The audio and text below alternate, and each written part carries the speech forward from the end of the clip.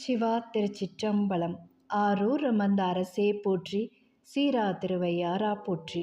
முக்தி தரும் தலங்களில் நினைக்க முக்தி தருவது திருவண்ணாமலை, தரிசிக்க முக்தி தருவது அம்பலவாணன் வீற்றிருக்கும் தில்லை அம்பலம். அதுபோல பிறக்க முக்தி தருவது ஆரூரன் துதிக்க தியாகேசர் நடனமாடும் ஊரெங்கும் கைலாயம் போல் காட்சி தரும் திருவாரூரே. இந்த திருவாரூரில் பிறந்தால் மட்டும் முக்தி கிடைக்குமா? இல்லை, இந்த தலத்தை மனதார துதித்தாலே முத்தி கிடைக்கும்.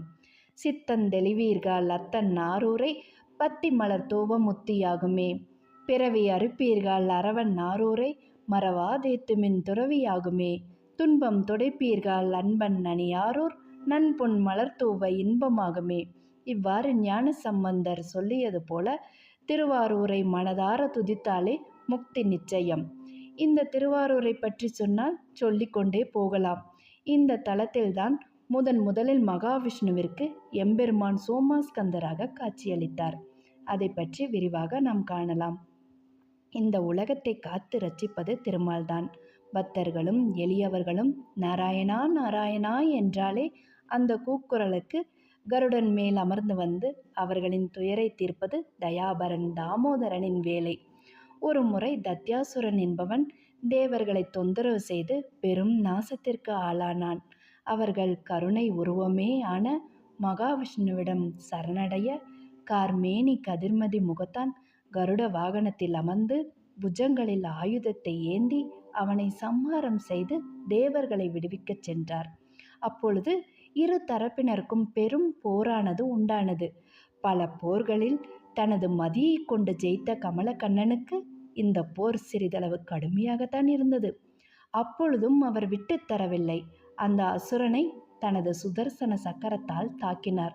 அவன் அங்கிருந்து மாயமாக மறைந்து பிருகு முனிவரின் ஆசிரமத்தை அடைந்தான். அங்கு பிருகு முனிவரின் தர்ம பத்தினி அவனுக்கு தஞ்சம் அளித்தார். விஷ்ணுவும் அவனை விரட்டிச் சென்றார். ரிஷி பத்னி மகாவிஷ்ணுவை கண்டு, பரந்தாமா, மாயக்கண்ணா, கமலமேனியனே, நீர் இங்கு வந்ததால் எமது ஆசிரமம் புனிதத்துவம் அடைந்தது. உமது தரிசனம் கிடைத்ததால் நான் புனிதவதியானேன் என்று பரந்தாமனை பூஜித்து நமஸ்கரித்து நின்றாள்.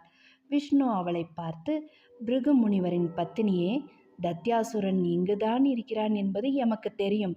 அவனை எம்மிடம் ஒப்படைத்துவிட்டு நீர் உமது வேலையை பாரு என்று கூறினார். அதற்கு அந்த பெண், என்னிடத்தில் சரணென்று வந்தவர்களை யான் காண்பித்து தருவதும் அவர்களின் அழிவுக்கு வழிவகுத்து தருவதும் எமக்கு பழக்கமல்ல. நீர் அவனை அழிக்க வேண்டுமென்றால் முதலில் எம்மை அழித்துவிடும் என்று கூறினாள். துஷ்டனை அழித்து உலகத்தை காக்க ரிஷி பத்னியையும் வதைத்தார் விஷ்ணு. தனது மனைவியை பிரிந்த துக்கத்தால் மகாவிஷ்ணுவுக்கு சாபம் அளித்தார் பிருகு மகரிஷி.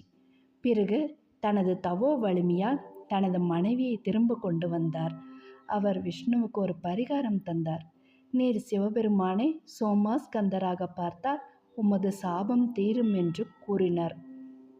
பிறகு மகாவிஷ்ணு மரவுரை தரித்து ருத்ராட்ச திருநீர் அணிந்து மண்ணால் லிங்கம் பிரதிஷ்டை செய்து லிங்கத்திற்கு அபிஷேகம் செய்து அம்மையப்பனை பல ஆண்டு காலங்கள் வணங்கி வந்தார். ஈசன் வந்த சாபம் தீர்ந்தது என்று அருவமாக வந்து சொன்னார்.